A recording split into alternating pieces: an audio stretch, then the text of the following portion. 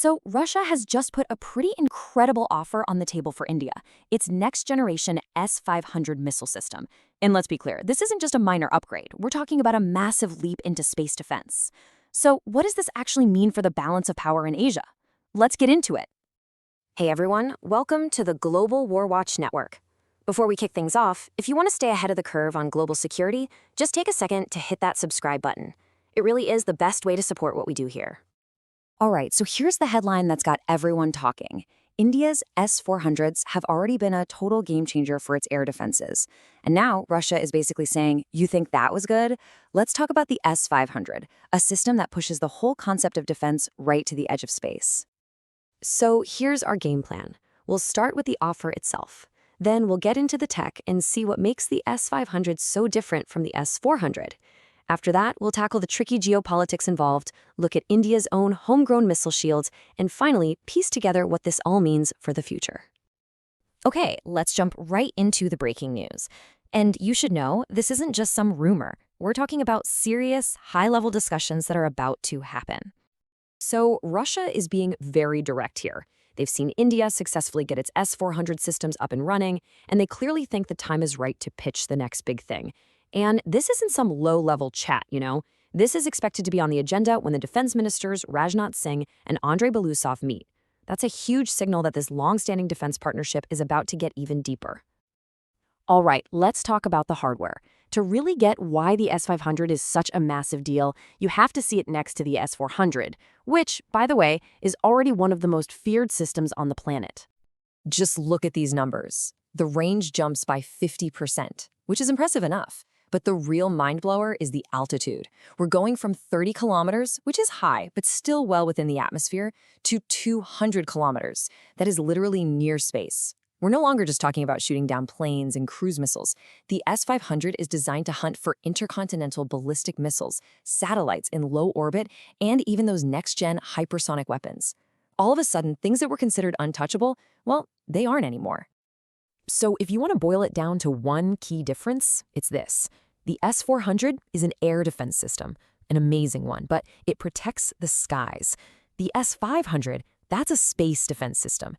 It's designed to take out threats way outside the atmosphere, creating a defensive umbrella that basically reaches into orbit. And let's just stick with that 200-kilometer altitude for a second. To give you some perspective, the internationally recognized boundary of space, the Kármán line, is at 100 kilometers. This thing can reach twice that high. It's a weapon fired from the ground that can take out targets in the vacuum of space. That puts it in a very, very small club. But of course, a weapon system like this is never just about the technology. It's a huge geopolitical chess move. And for India, it means walking an incredibly fine line between some very powerful friends. And right on cue, here comes the biggest roadblock, CAATSA. That's the American law basically designed to punish countries that buy a lot of military gear from Russia. For a country like India, which has historically relied on Russian hardware, this law is a massive diplomatic headache. The threat from CAATSA is way bigger than just this one deal.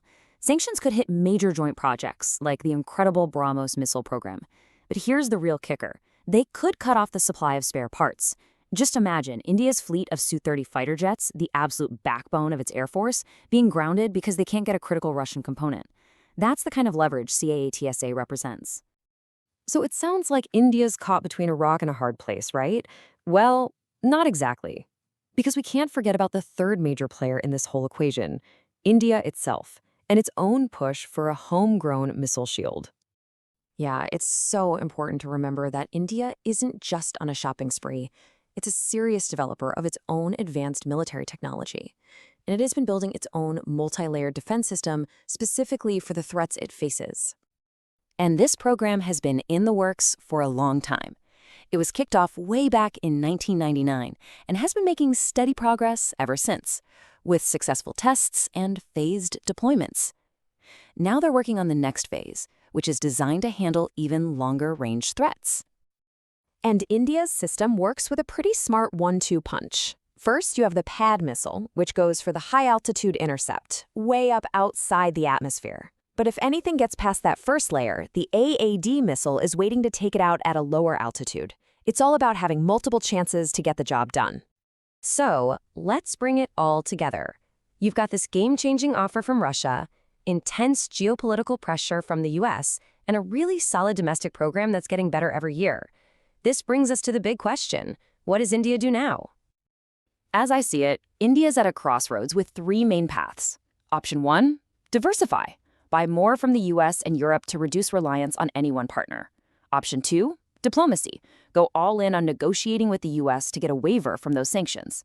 And option 3, go big on Make in India. Double down on domestic production to become truly self-reliant. Honestly, the most likely strategy is going to be a smart mix of all three. So in the end, it really all comes down to this one central question. Does India go for the S-500, getting that incredible near-space capability, but tying itself closer to Russia and risking American anger? Or does it bet on itself and use its own impressive technology to carve out a truly independent path? The answer is going to shape India's place in the world for a long, long time. And that's all we've got for you today. Thanks so much for joining us. If you found this useful, do us a favor and hit like, share it with someone, and of course, subscribe to the Global War Watch Network. We really want to know what you think, so drop your thoughts in the comments below and come join the conversation on our social media. All the links for that are in the description. We'll see you next time.